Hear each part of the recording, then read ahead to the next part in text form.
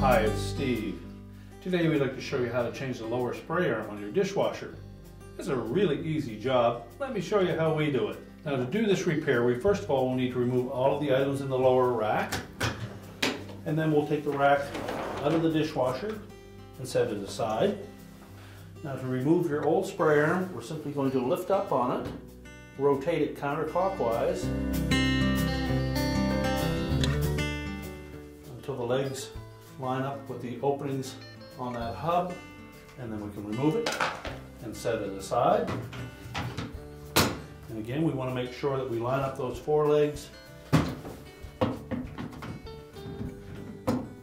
Just rotate it and it will lock in place in short turns freely.